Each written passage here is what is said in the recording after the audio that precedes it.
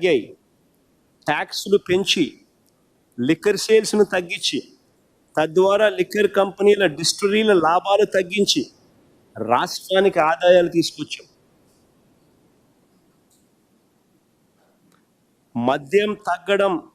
మద్యం తాగించడం తగ్గడం వల్ల ప్రజల ఆరోగ్యం కూడా కాపాడారు. మద్యం తాగడం తగ్గించడం వల్ల ప్రజల ఆరోగ్యానికి కూడా మేలు చేశాం. ఆదాయాలు ఒకసారి చూడండి. ఆదాయాలకు వైపున రాష్ట్ర ఖజానాకు ఆదాయాలు పెరిగి, ఒక కేసు మీద వైఎస్ఆర్సీపీ ప్రభుత్వ హయాంలో ఒక కేసు మీద రాష్ట్ర ప్రభుత్వానికి వచ్చిన ఆదాయం ఎంత అని చూస్తే 5,649 రూపాయలు ఒక కేసు మీద రాష్ట్ర ప్రభుత్వానికి వచ్చిన ఆదాయం వైఎస్ఆర్సీపీ హయాంలో. అదే చంద్రబాబు హయాంలో ఒక కేసు మీద రాష్ట్ర ప్రభుత్వానికి వచ్చిన ఆదాయం కేవలం 2,600 రూపాయలు. తేడా చూడండి.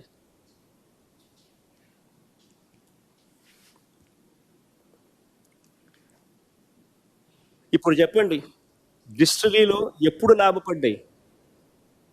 అందరిని అడుగుతా ఉన్నాను, డిస్టిలరీలు ఎప్పుడు లాభపడ్డాయి? ఎవరి హయాంలో వాళ్ళకి లాభాలు పెరిగాయి? ఎవరికి వాళ్ళు లంచాలు ఇస్తారు? ఆలోచన చేయమని అడుగుతా ఉన్నా అందరినీ కూడా. మద్యం విక్రయాలను ప్రైవేట్ వ్యక్తులకు అప్పగిస్తే లంచాలు ఇస్తారా? ఇది కూడా ఇంకోటి ఆలోచన చేయండి. మద్యం విక్రయాలని ప్రైవేట్ వ్యక్తులకు అప్పగిస్తే లంచాలు ఇస్తారా, లేక ప్రభుత్వం ద్వారా మద్యాన్ని అమ్మే టైమింగ్స్ను నియంత్రిస్తూ, పర్మిట్ రూములను రద్దు చేస్తూ, 43,000 బెల్ట్ షాపులను మూసేయిస్తూ,